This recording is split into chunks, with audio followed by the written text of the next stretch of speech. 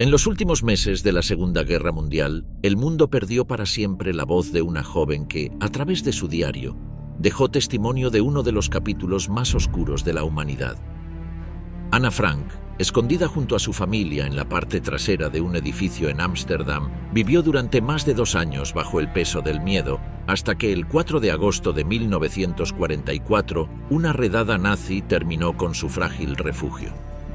A pesar de que aún se desconoce con certeza quién los delató, agentes de la policía holandesa, bajo las órdenes del oficial de las SS Karl Silberbauer, irrumpieron en el escondite y arrestaron a sus ocupantes. El lugar fue saqueado, pero gracias a la valentía de 2 colaboradores, el diario de Ana fue rescatado del olvido. Lo que siguió fue una travesía marcada por la desesperación y la pérdida.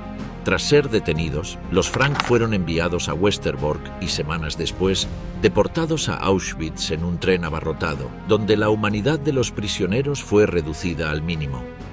Ana, su madre y su hermana fueron separadas de su padre y finalmente trasladadas al campo de Bergen-Belsen, donde el hambre, el frío y las enfermedades reinaban. Allí, entre cuerpos febriles y miradas apagadas, Ana enfermó de tifus junto a su hermana Margot. Ambas murieron poco antes de que el campo fuera liberado. De una infancia normal al comienzo de la huida, Ana Frank antes del encierro. Ana Frank nació el 12 de junio de 1929 en la ciudad alemana de Frankfurt del Meno. Su familia formaba parte de la comunidad judía liberal de la ciudad. Su padre, Otto Frank, era un hombre educado con formación en negocios y tenía una empresa junto a su hermano. Su madre, Edith, se dedicaba al hogar y criaba a sus 2 hijas, Margot la mayor y Ana la menor. En los primeros años, la familia vivía con tranquilidad. Tenían amigos, participaban en reuniones sociales y sus hijas crecían en un ambiente familiar. Ana fue una niña sana, con energía y curiosa desde pequeña. Margot, más seria y callada, ya se destacaba por su buen desempeño escolar. Los Frank vivían en un barrio mixto, donde convivían tanto judíos como no judíos. Pero en 1933, cuando Hitler llegó al poder, la situación cambió bruscamente. Las leyes contra los judíos empezaron a aplicarse sin demora. Otto Frank comprendió que su familia ya no estaría segura en Alemania. Los judíos fueron apartados de los negocios, la vida académica y los espacios públicos. Las señales de exclusión aparecían en todas partes. Otto viajó a Ámsterdam buscando una solución. Allí conocía a algunas personas y vio una posibilidad de empezar de nuevo. Consiguió trabajo como representante de la empresa Opekta, dedicada a productos para preparar mermeladas. En septiembre de 1933 se trasladó solo a los Países Bajos. Poco después, Edith y Margot lo siguieron, mientras Ana quedó temporalmente con sus abuelos. Cuando Otto organizó vivienda y trabajo, Edith y las niñas se reunieron con él. Ana llegó a Ámsterdam a comienzos de 1934. Se instalaron en un piso en la plaza Merwedeplein, un barrio tranquilo y familiar. Otto dedicaba muchas horas a la empresa. Edith trataba de adaptarse, aunque no se sentía cómoda fuera de su país. Margot comenzó la escuela. Ana, sin saber holandés, se fue integrando rápido. Con 5 años era una niña despierta, sociable y con mucha energía. Otto logró abrir una nueva sucursal de la empresa y buscó mantener la estabilidad. Las niñas asistían a clase, hacían nuevas amigas y salían a jugar. Ana hablaba mucho, le gustaba contar historias y su vida cotidiana transcurría con normalidad. Aunque estaban lejos de sus raíces, mantenían contacto con los abuelos que seguían en Alemania. La familia creía que su nueva vida en los Países Bajos los alejaba del antisemitismo. Otto evitaba atraer atención. Mantenía su trabajo, cumplía con sus responsabilidades y prefería pasar desapercibido. En casa seguían hablando alemán, pero las niñas fueron aprendiendo el idioma local en la escuela. Ana lo aprendió con facilidad. Edith, por su parte, no logró sentirse parte del nuevo entorno. No dominaba el idioma. Evitaba salir y pasaba la mayor parte del tiempo en casa. Solo mantenía contacto con otras mujeres judías del vecindario. Aún así, intentaba mantener una rutina para sus hijas. Hacia mediados de los años 30, varios familiares también dejaron Alemania. La situación empeoraba visiblemente, sinagogas atacadas, tiendas clausuradas y una persecución que ya no se disimulaba. Otto ayudó a algunos parientes a huir y les ofreció alojamiento por unos días en su casa. Anna creció en ese contexto entre dos culturas. Hablaban alemán en casa, pero se desenvolvía en un entorno completamente holandés. Asistía a clases, salía a jugar y le gustaban las revistas para niños. Era muy querida por sus amigas y se mostraba siempre entusiasta. Margot, en cambio, era más aplicada y reservada. Otto creía que había hecho lo correcto. Sus hijas estaban bien, el trabajo avanzaba y la vida en Ámsterdam parecía segura. En aquel momento no imaginaba que el régimen del que había escapado acabaría extendiéndose también hasta allí. Adaptación y rutina en Ámsterdam. Una vez instalados en Ámsterdam, los Frank intentaron reconstruir su vida diaria. Anna tenía 5 años. No conocía a nadie y aún no dominaba el idioma, pero se adaptó sin problemas. En el colegio aprendió holandés rápidamente. Era espontánea, con muchas amigas. Margot prefería estudiar y leer en casa. Otto Frank comenzó a trabajar en Opekta, que ofrecía productos para hacer mermeladas. Era constante y preciso. Pronto estabilizó las finanzas familiares. En 1938 fundó una segunda empresa, Pectacon, enfocada en especias. Como medida preventiva, la registró a nombre de empleados no judíos, aunque él seguía dirigiendo todo. Edith, en cambio, no logró integrarse del todo. Le costaba el idioma, no tenía vida social más allá de la familia y salía poco. Mantenía comunicación con su madre en Alemania y con su cuñada Elfriede, con quien compartía confidencias. A pesar de su aislamiento, se esforzaba por mantener el orden en el hogar y criar a sus hijas en un entorno tranquilo. Vivían en Merwedeplein, una plaza residencial del sur de Ámsterdam, arbolada y con bancos donde jugaban los niños. Anna pasaba largas tardes corriendo, inventando historias con sus compañeras. En su cuarto decoraba las paredes con recortes y fotos. Era su forma de sentirse segura en ese nuevo mundo. Los Frank respetaban las festividades judías, pero no seguían una práctica religiosa estricta. Celebraban las fechas importantes con sencillez. Otto priorizaba la formación académica y el aprendizaje de idiomas. Las niñas leían mucho, incluso en otros idiomas. Tenían una pequeña biblioteca en casa. Aunque el régimen nazi intensificaba su violencia en Alemania, Ámsterdam parecía mantenerse al margen. Era refugio para muchas familias judías. Otto acogió temporalmente a algunos parientes que escapaban. En casa no se ignoraba lo que ocurría, pero se intentaba no vivir con angustia constante. Margot entró a la escuela Montessori con buenos resultados. Era responsable y disciplinada. Anna era extrovertida y a veces impulsiva. Sus maestros destacaban su viveza. Le gustaba inventar diálogos, escribir y hacer imitaciones. Su rendimiento escolar era regular, pero se expresaba con soltura. Los fines de semana solían salir a pasear. Visitaban mercados, parques o conocidos. Otto trabajaba mucho, pero reservaba los domingos para estar en casa. Hablaban en alemán, lo cual creaba cierta distancia con los vecinos, pero era parte de su identidad familiar. Aunque Anna y Margot ya hablaban holandés con fluidez, la lengua materna seguía presente en casa. En 1937, Anna se unió a un grupo de chicas del barrio. Jugaban al aire libre, montaban en bicicleta y compartían secretos. Incluso fundaron un pequeño club con nombres clave. Ilse, Susanne, Hanneli y Jacqueline eran sus amigas más cercanas. En clase, Anna hablaba sin parar. Aunque eso generaba anotaciones en sus informes, sus profesores le tenían aprecio. Los padres intentaban protegerlas del miedo. Hablaban con discreción de lo que pasaba en Alemania. Se comentaban leyes nuevas, agresiones a comercios y deportaciones. Otto, previendo lo peor, guardaba documentos y pensaba en planes alternativos. Aún así, confiaba en la neutralidad de los Países Bajos, como había sucedido durante la Primera Guerra Mundial. Anna y Margot fueron un tiempo a clases de catecismo judío, más por tradición que por convicción. Todavía se podía ir al cine, comprar revistas, usar transporte y hacer vida de ciudad. Las niñas coleccionaban fotos de artistas, armaban rompecabezas y compartían tardes con sus amigas. En 1938, Alemania anexó Austria. Al año siguiente invadió Checoslovaquia. Otto entendió que la amenaza se expandía. Tramitó sin éxito visas para Estados Unidos. También pensó en emigrar a Cuba, pero los procesos se estancaron. Había demasiadas solicitudes y pocas respuestas. Las salidas eran casi imposibles. Hacia fines de 1939, Alemania firmó un acuerdo con la Unión Soviética e invadió Polonia.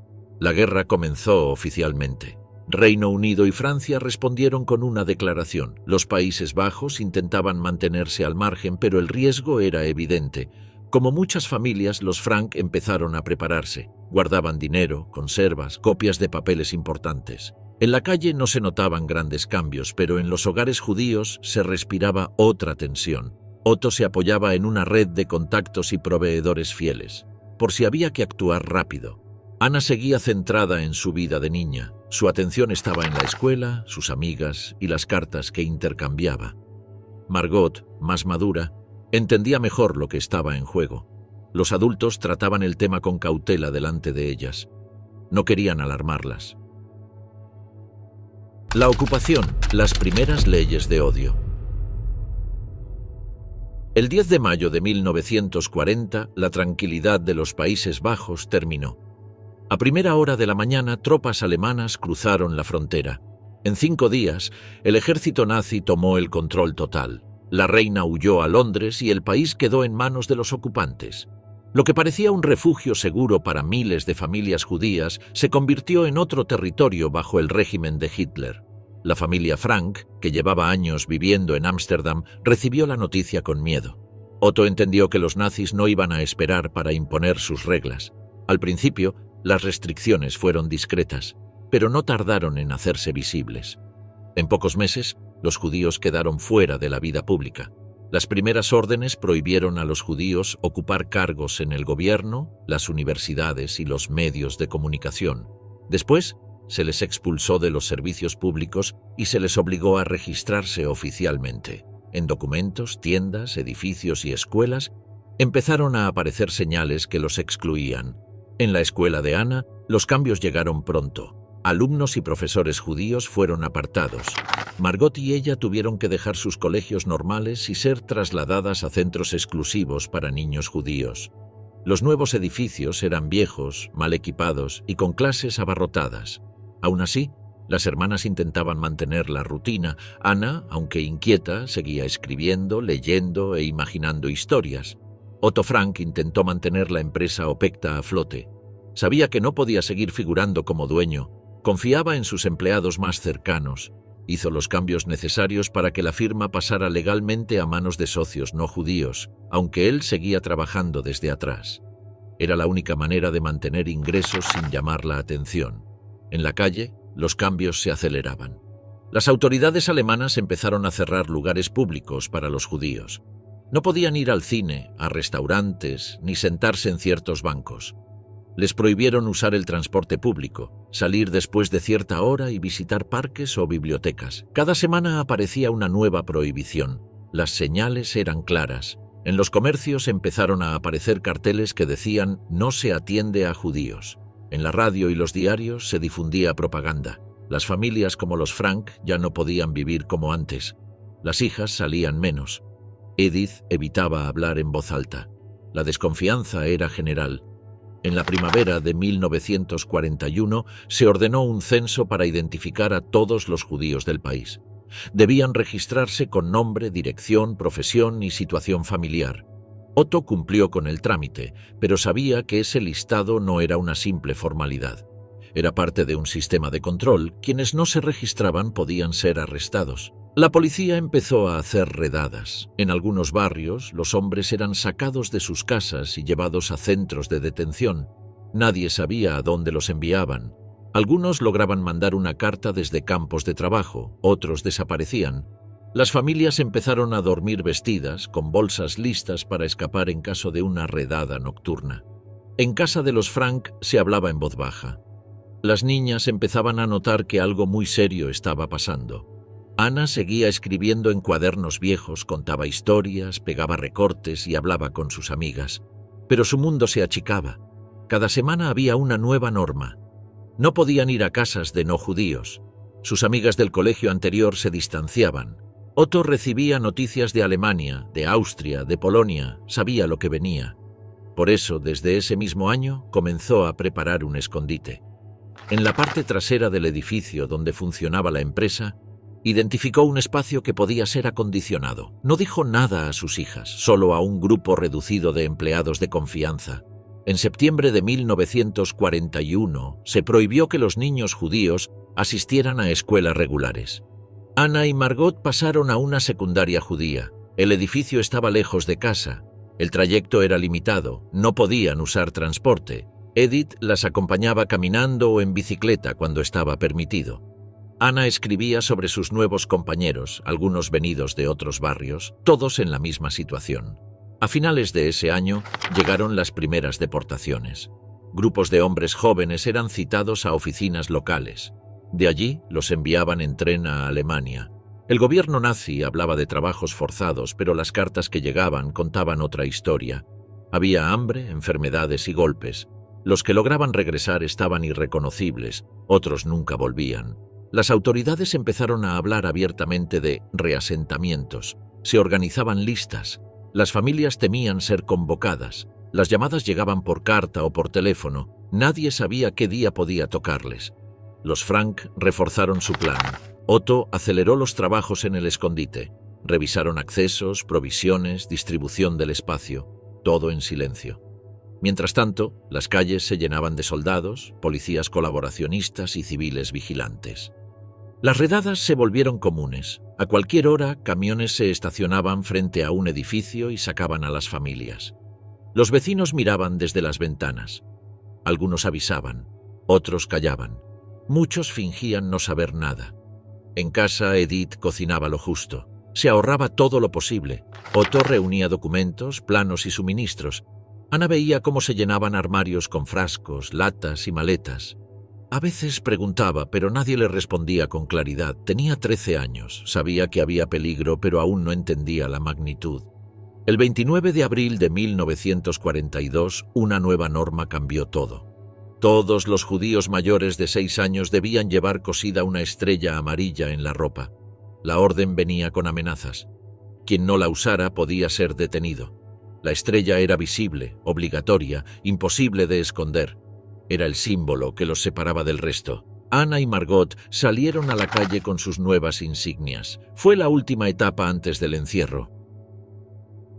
Convocada para desaparecer, la última advertencia, antes del escondite. El 12 de junio de 1942, Ana cumplió 13 años. Fue una mañana tranquila en casa de los Frank. Sus padres intentaron que la fecha tuviera algo de alegría, a pesar del ambiente hostil que se vivía en la ciudad. Entre los regalos, recibió un cuaderno con tapas duras, decorado con cuadros rojos y blancos. Lo eligió ella misma días antes en una papelería cercana. Esa libreta sería, desde ese día, el espacio donde comenzaría a escribir. A partir de entonces, Ana llenó el cuaderno con anotaciones frecuentes. No sabía que ese diario acabaría siendo uno de los testimonios más reconocidos sobre la persecución judía. Para ella era solo una forma de sacar lo que pensaba. Hablaba de lo que vivía y lo que sentía. Sin decirlo, entendía que el peligro crecía a su alrededor. El diario no era un secreto. Sus padres sabían que lo tenía, pero no lo leían. Ana escribía con libertad, usando nombres que inventaba. A veces hablaba de su casa, otras de su escuela y también de lo que pasaba en el país. Lo hacía con la mirada de una adolescente que intentaba entender un mundo que se volvía más hostil.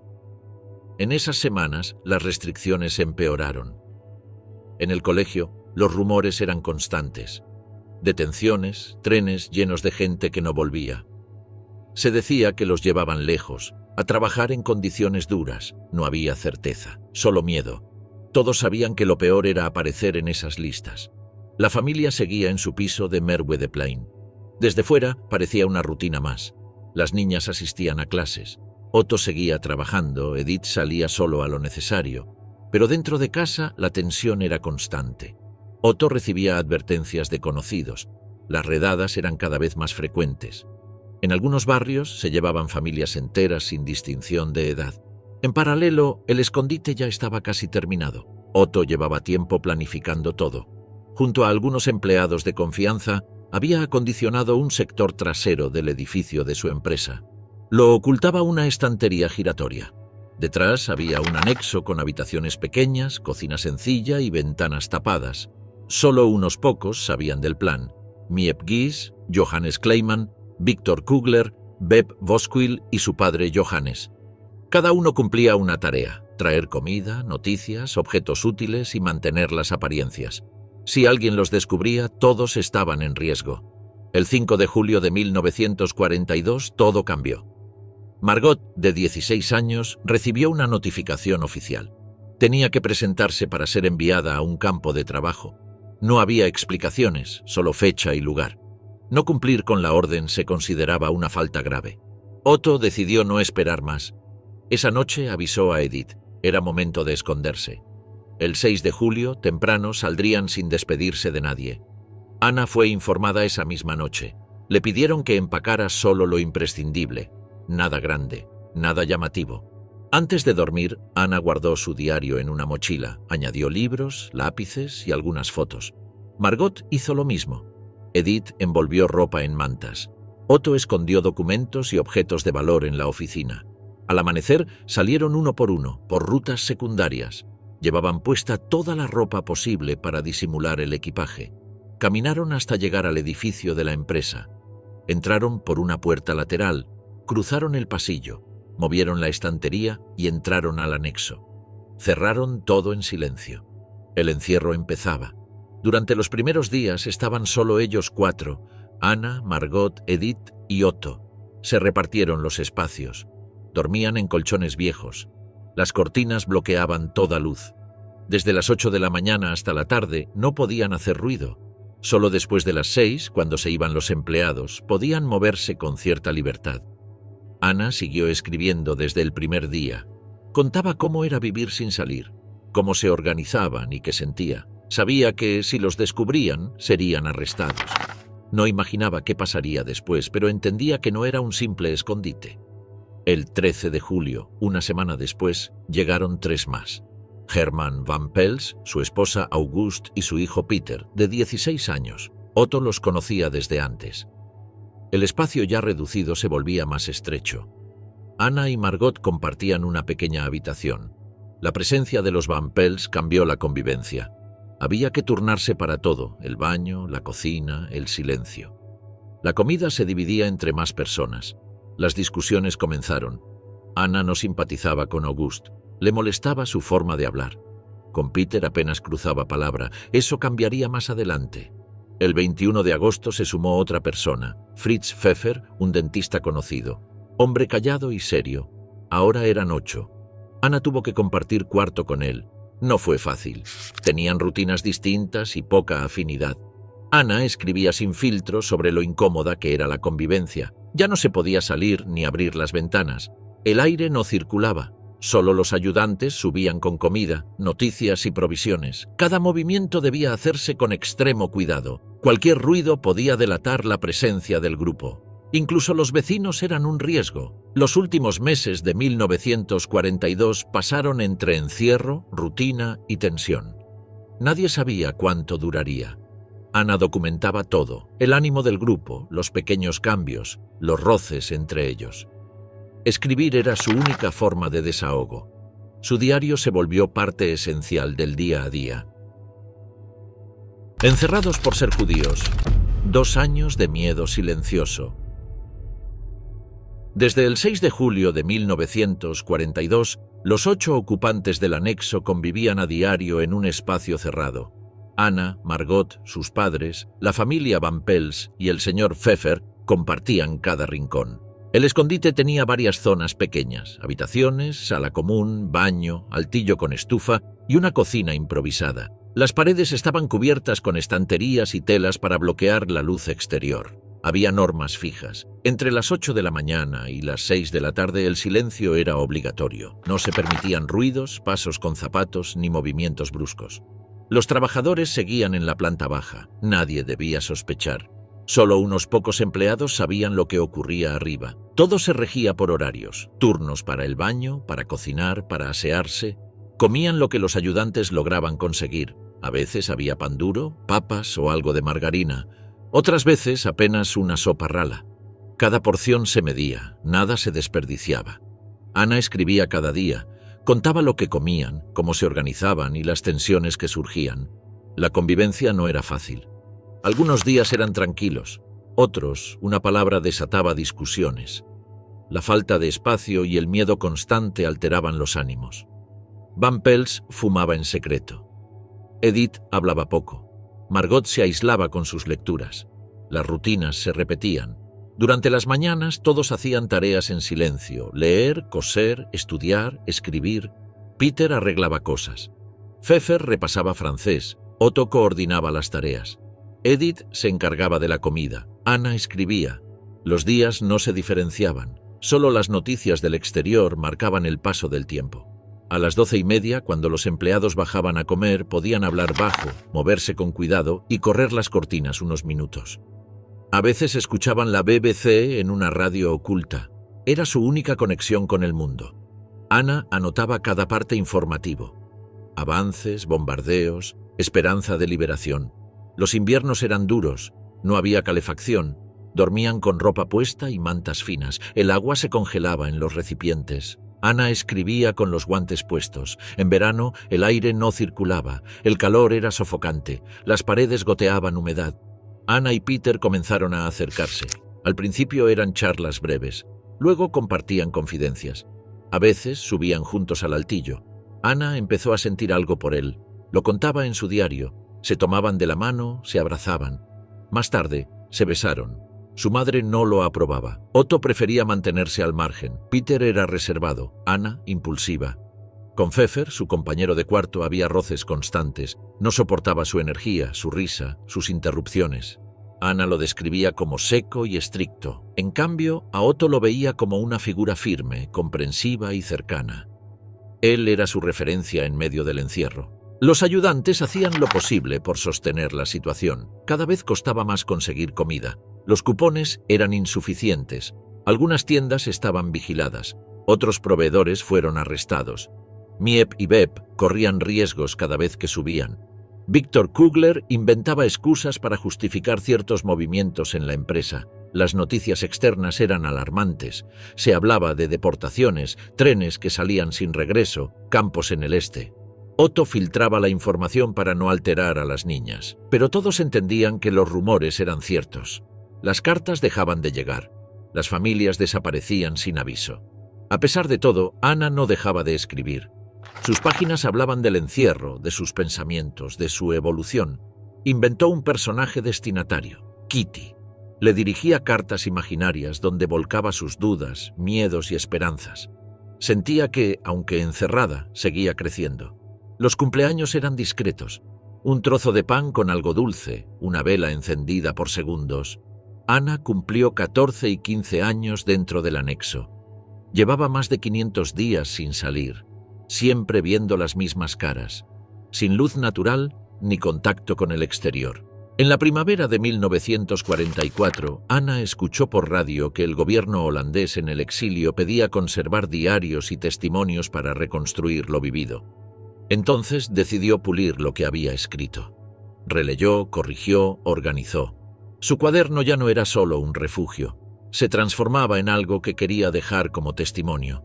La tensión interna era constante. Las discusiones aumentaban.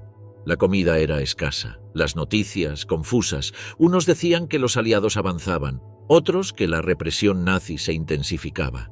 Anna anotaba todo. Aún creía que algún día saldría, que estudiaría, que escribiría profesionalmente. Ya había llenado varios cuadernos. Los guardaba en una carpeta, bien escondida. Miep conocía su ubicación. Si pasaba algo, prometió intentar salvarlos. Anna notaba su propio cambio. Ya no era una niña. Observaba mejor a los otros. La tristeza de Edith, la desesperación de Auguste, el desgaste de Otto, la fragilidad de Peter. Cada ruido en el edificio podía ser el final. Escuchaban pasos, golpes, puertas. A veces eran falsas alarmas, otras situaciones reales. Una noche, un ladrón rompió una ventana. Otra vez, alguien forzó una puerta. Cada incidente los dejaba al borde del pánico. Durante más de 2 años, los 8 vivieron ocultos, sin aire, sin calle, sin contacto. Solo 5 personas los ayudaban, solo la esperanza los sostenía. Anna escribió hasta el 1 de agosto de 1944. 3 días después, los descubrieron. Salvar sin ser vistos. Los riesgos de ayudar a los Frank. Mientras los 8 ocupantes del anexo trataban de sobrevivir en silencio, dependían por completo de un grupo reducido de personas que arriesgaban todo por ayudarlos. Sin ese apoyo externo, la vida en ese encierro no habría durado ni una semana. Quienes los protegían no lo hacían por obligación ni por beneficio, lo hacían porque creían que era lo correcto, aún sabiendo que, si los descubrían, podrían ser arrestados o peor. Miep Gish fue la principal conexión entre el mundo exterior y los escondidos. Trabajaba para la empresa de Otto Frank desde antes de la ocupación y era una de las pocas personas en quien él confiaba. Cada día se encargaba de traer comida, libros, noticias y cualquier cosa que hiciera falta. En ocasiones también subía frutas, ropa usada o medicinas. Se movía con cuidado, nunca llamaba la atención. Sabía cómo esquivar preguntas y evitar sospechas. Beb Voskuil también era parte del grupo. Era joven, soltera y conocía bien el funcionamiento de la oficina. Ayudaba con las tareas administrativas, pero también subía al anexo cuando podía. Tenía una relación cercana con Anna. Le traía papel para escribir, novelas de biblioteca y a veces cosméticos. Era una forma de mantener un poco de normalidad. Su padre, Johannes Voskuil, también colaboraba. Construyó la estantería giratoria que ocultaba la entrada al escondite. En varias ocasiones reparó cosas en el anexo sin que nadie más lo notara. Viktor Kugler y Johannes Kleiman eran los responsables legales de la empresa desde que Otto dejó de figurar como gerente. Ambos conocían el secreto, mantenían la fachada comercial, gestionaban cuentas, respondían a visitas y actuaban como si todo estuviera normal. Mientras tanto, escondían documentos, desviaban inspecciones y tapaban ruidos. Nunca dijeron una palabra de más. Los 5 formaban una red silenciosa. Nunca bajaban la guardia. Cada uno tenía una función y un margen de acción. Se comunicaban por señales. A veces un golpe en la pared o una palabra clave indicaban peligro. Si llegaban visitas imprevistas, fingían no tener acceso a la parte trasera. Si había patrullas en la calle, evitaban cualquier movimiento. Conseguir comida era una tarea diaria. No podían comprar grandes cantidades en un solo sitio. Miep recorría varios mercados, tiendas y panaderías. Pedía poco en cada lugar para no levantar sospechas. Guardaba lo que podía en su bolso o en cestas de bicicleta. Algunas veces, Beb ayudaba con cupones de racionamiento falsos o prestados. El riesgo era constante. Había vigilancia en las calles y revisiones inesperadas. Los ayudantes también mantenían la conexión con lo que ocurría fuera. Leían los periódicos, escuchaban la radio y contaban lo esencial. En ocasiones evitaban dar malas noticias. No querían alterar a quienes estaban arriba. Sin embargo, cuando había información que afectaba directamente a su seguridad, eran claros. Avisaban si había redadas cerca, si habían detenido a algún proveedor o si cambiaban las reglas. Miep y su esposo Jan eran los únicos que sabían la dirección exacta del escondite fuera del horario de trabajo. Jan no subía al anexo, pero ayudaba desde fuera. Traía cupones extra, buscaba información sobre las deportaciones y ayudaba a distribuir los pedidos. Era miembro de un grupo de resistencia, aunque no hablaba de eso con nadie. Cuanto menos supieran los demás, mejor. Durante los 2 años de encierro, los ayudantes enfrentaron problemas personales. Johannes Voskuil enfermó de cáncer. A pesar del dolor, siguió colaborando mientras pudo. Beb intentaba no mostrar preocupación, pero la situación la afectaba. Miep también tuvo momentos de angustia. Había días en que no conseguía suficiente comida y debía regresar con las manos vacías. Se sentía responsable de mantenerlos con vida. La relación entre los escondidos y sus protectores era complicada. Aunque había agradecimiento, también surgían tensiones. A veces, Anna o August se quejaban por la calidad de los alimentos. Otras veces, se pedían cosas que no eran fáciles de conseguir. Miep y Beb entendían que el encierro alteraba el ánimo, pero les dolía cuando sentían que no valoraban el esfuerzo. Pese a todo, los ayudantes nunca fallaron. Nunca hablaron de más, nunca cobraron un centavo y nunca dieron señales de cansancio. Cada día subían las escaleras con miedo. Sabían que los vecinos podían verlos entrar y salir, que un empleado nuevo podía sospechar, que una revisión de rutina podía acabar con todos. Los escondidos no podían hacer nada sin ellos. Desde la comida hasta el papel higiénico, pasando por libros, jabón, toallas o lápices, todo dependía de lo que los ayudantes pudieran encontrar. Si alguno enfermaba, se notaba. Si faltaba un día, se sentía el vacío. Cuando llegaban, eran recibidos con ansiedad. Traían un poco de vida a un lugar donde solo había espera.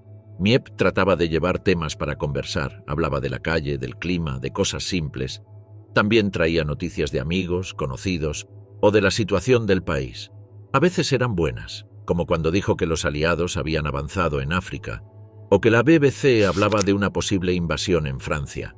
En otras ocasiones traía datos más duros, arrestos, deportaciones, nuevos avisos de los nazis. En 1943, Bep consiguió libros escolares para Margot. También trajo hojas de trabajo para Ana. Las dos seguían estudiando. Otto organizaba tareas diarias. Usaban libros viejos, copiaban ejercicios, leían en voz baja. Edith preparaba clases improvisadas. Era una forma de mantener la mente ocupada. Sin esos materiales, los días se habrían vuelto más vacíos. Los ayudantes también protegían la fachada legal. Si alguien preguntaba por Otto, decían que había salido del país. Si llegaban cartas o facturas, las respondían ellos. Hacían ver que todo seguía igual. Cambiaban firmas, movían documentos y contestaban al teléfono con voz firme. Nadie debía notar nada extraño. A finales de 1943 la situación se volvió más tensa.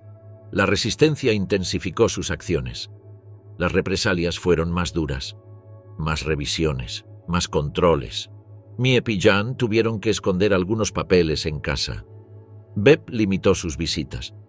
Victor y Kleiman fueron interrogados varias veces por gestiones de la empresa. Aunque nadie confesó nada, el peligro era evidente.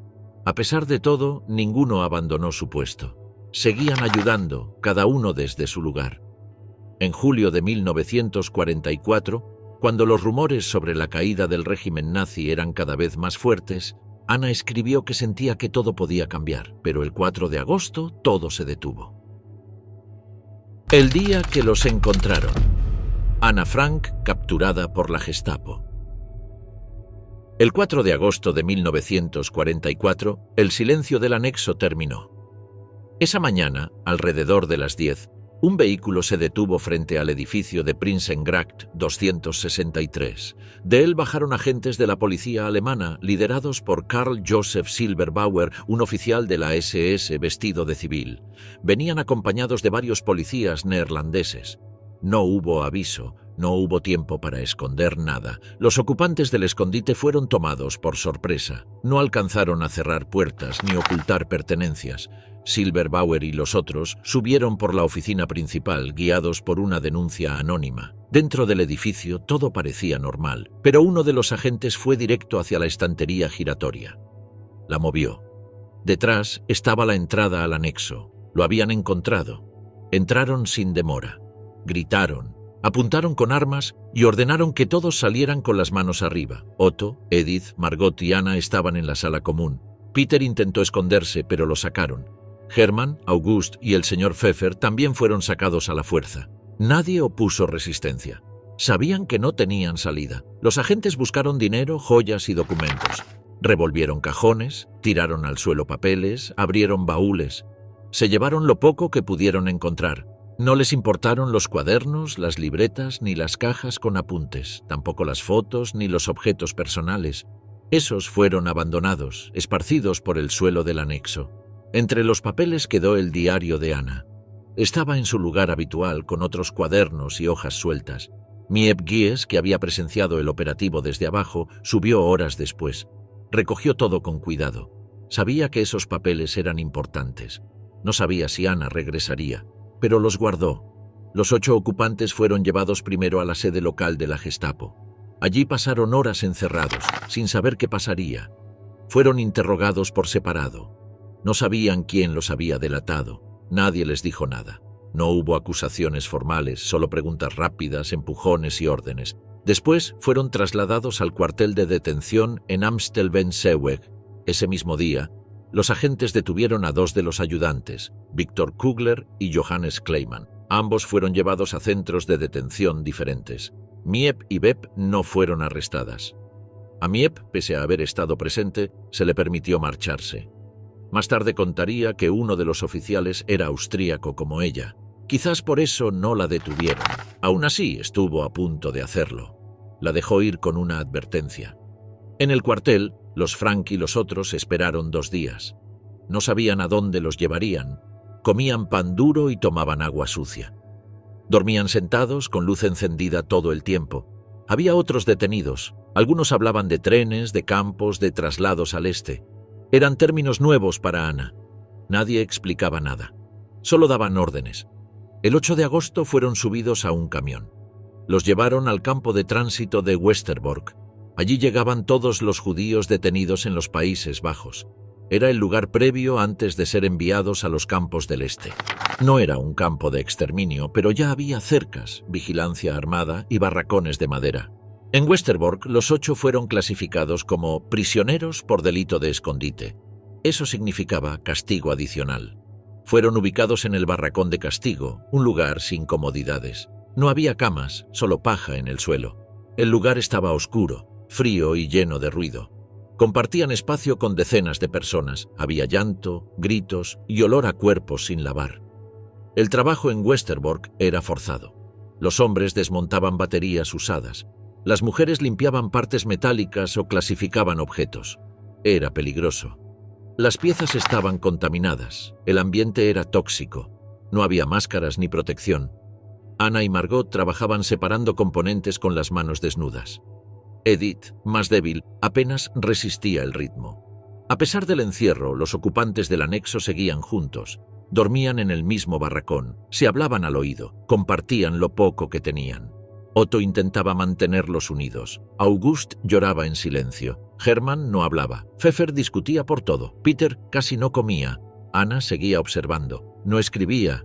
Ya no tenía cuadernos. Cada martes salía un tren. Era el transporte al este. Los prisioneros esperaban la lista semanal con miedo. Nadie sabía quién sería llamado.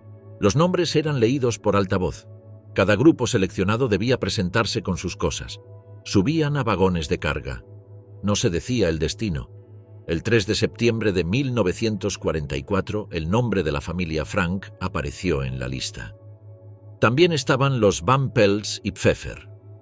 Ese día, el último tren que saldría desde Westerbork hacia Auschwitz fue cargado con más de 1000 personas.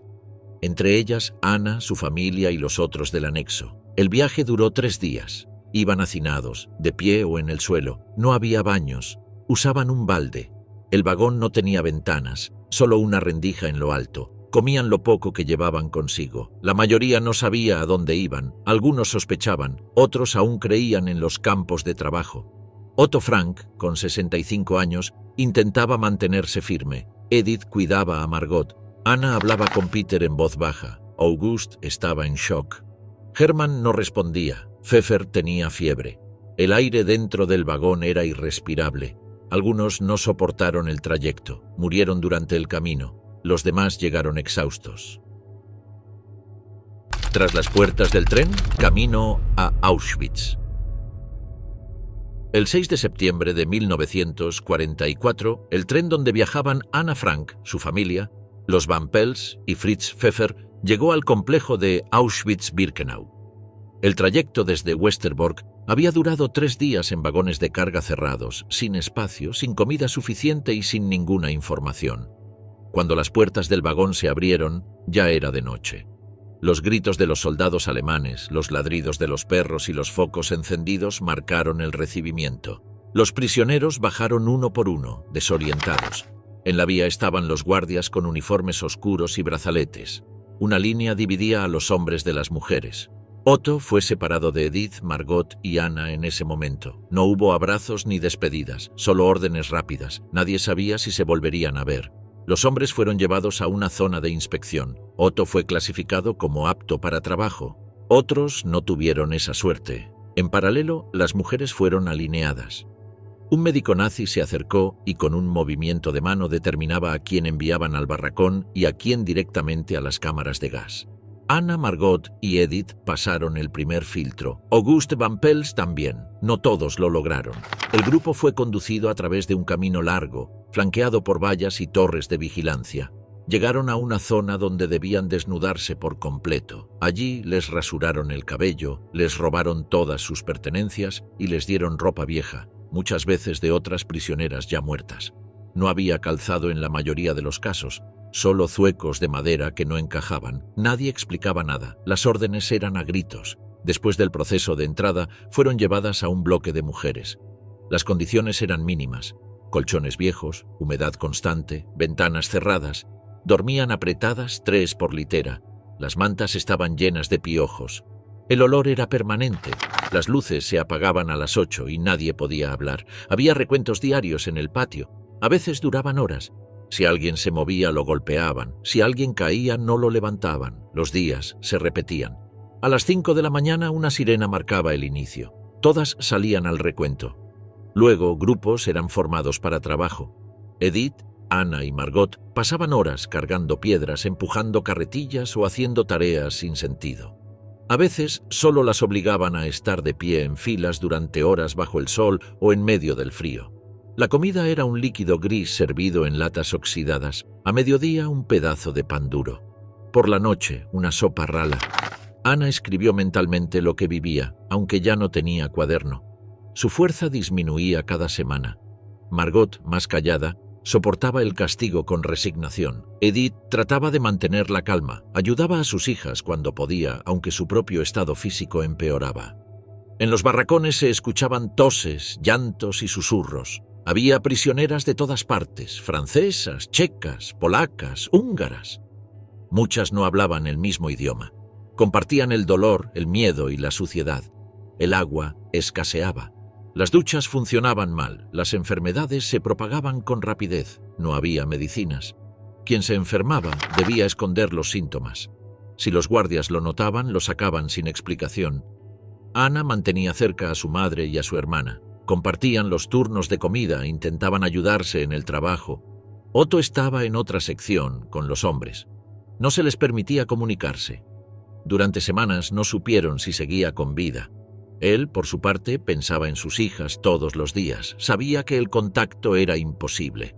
El frío llegó en octubre. Las noches eran insoportables. Los pies se congelaban. Las mantas no alcanzaban. El suelo se llenaba de barro. Las ratas caminaban entre las literas.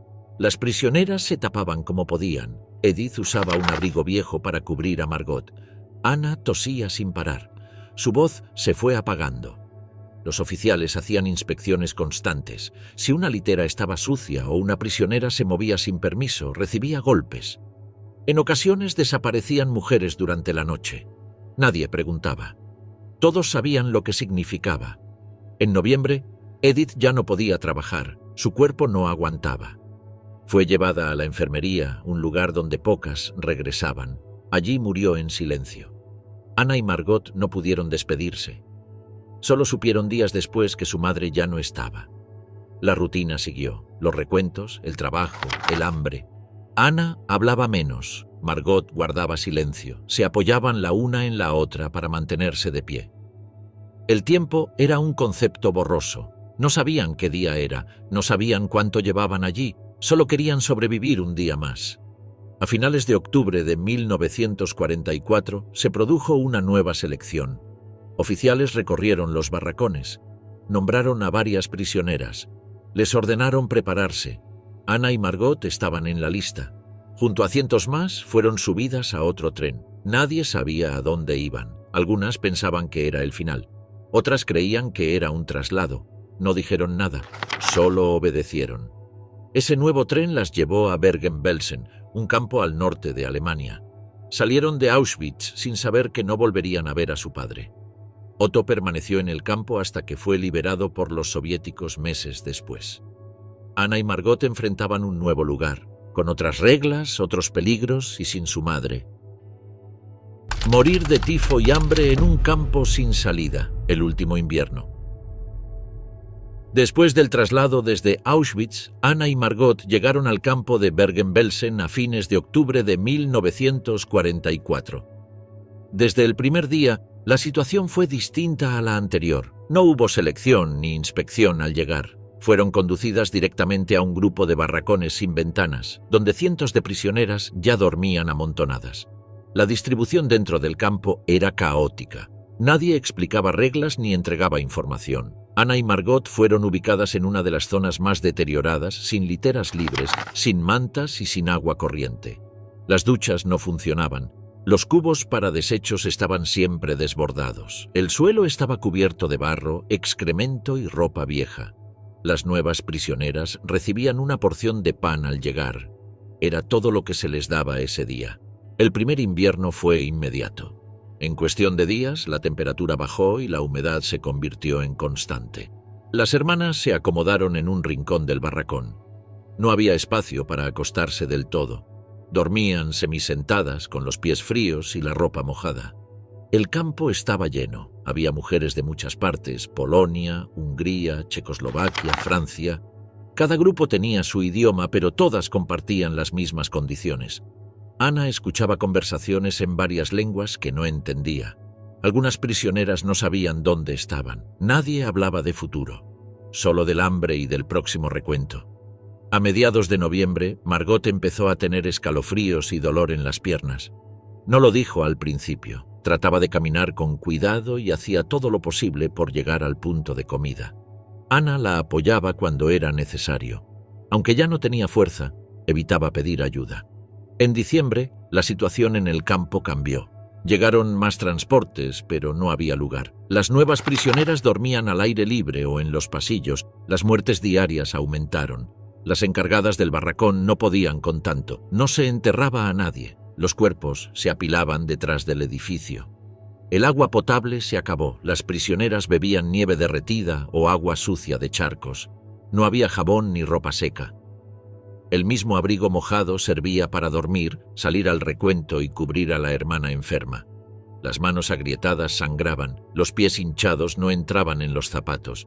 A principios de enero de 1945 ya nadie recordaba la fecha exacta. El sol salía y se ocultaba sin aviso. Las sirenas seguían marcando el inicio del día, pero muchas no podían levantarse.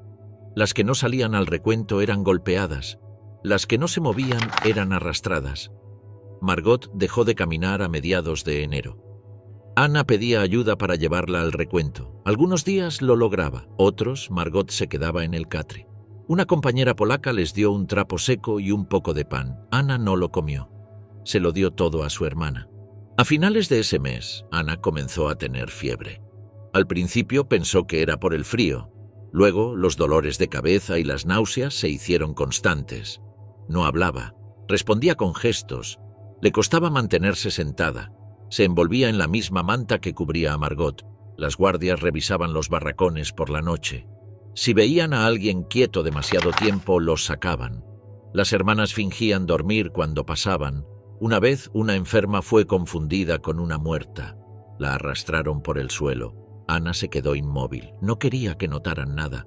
En febrero, una brigada de la Cruz Roja pasó por una parte del campo.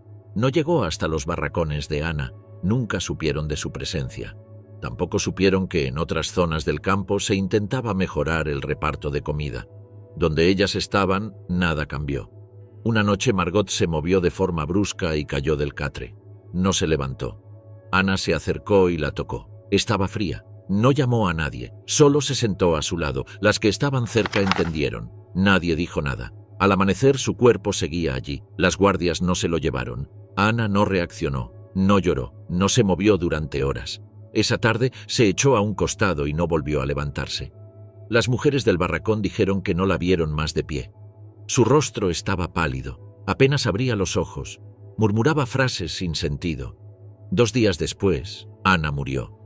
Nadie pudo decir con precisión cuándo, nadie pudo enterrarla. Su cuerpo fue envuelto en un saco viejo y llevado junto a otros.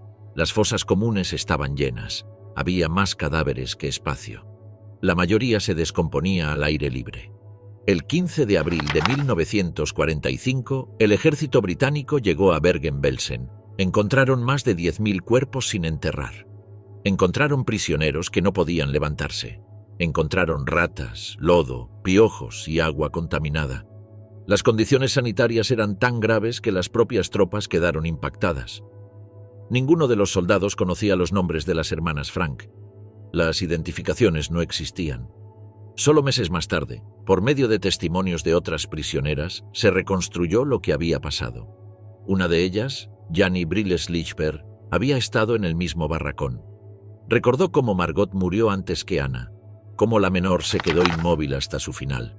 Otto Frank, desde Ámsterdam, buscaba datos. Había sido liberado en Auschwitz en enero. Al llegar a los Países Bajos, escribió cartas a sobrevivientes, buscó en listas, fue a oficinas de la Cruz Roja. Durante semanas no recibió respuestas. Un día le confirmaron que Edith, su esposa, había muerto. Luego, una mujer le contó que había compartido barracón con Ana y Margot. Le dijo que ambas habían muerto por tifo y desnutrición, que habían estado juntas hasta el final. Otto no recuperó nada. No tuvo a dónde ir. Solo quedó lo que su hija había dejado escrito. Ana Frank no murió sola. Murió junto a miles de personas cuyo único crimen fue haber nacido en la familia equivocada, en el país equivocado, bajo un régimen que no los quería vivos. Su historia no fue única, pero fue una de las pocas que dejó un rastro. No fue su voz la que sobrevivió, fue su letra. Desde que fue arrestada hasta que falleció en Bergen-Belsen pasaron solo 7 meses. En ese corto tiempo fue testigo de la descomposición humana en todas sus formas. Aislamiento, hambre, enfermedades, frío, pérdida. No tuvo un juicio, ni un abogado, ni derecho a despedirse. Fue transportada, clasificada, despojada, encerrada y olvidada. Los nombres de los responsables directos de su muerte no figuran en ningún registro. No hubo castigo para quienes cerraron la puerta de ese vagón, tampoco para quienes ignoraron sus síntomas. Solo quedó el testimonio indirecto de otras mujeres que también estuvieron ahí y que por azar lograron contarlo. Su padre, Otto, fue el único sobreviviente del grupo que vivió en el anexo. Cuando supo la verdad, no pudo hacer nada más que sostener el cuaderno que su hija había escrito. Esas páginas, simples y sin pretensiones, mostraban con claridad cómo fue vivir ocultos durante 2 años. Mostraban lo que una adolescente pensaba mientras el mundo se desmoronaba a su alrededor. Hoy, ese cuaderno es leído por millones de personas, no como literatura, ni como símbolo, sino como prueba. Prueba de lo que pasó, prueba de lo que se hizo, y prueba de hasta dónde puede llegar el silencio cuando nadie quiere mirar. ¿Y tú? ¿Cómo habrías vivido esa pesadilla?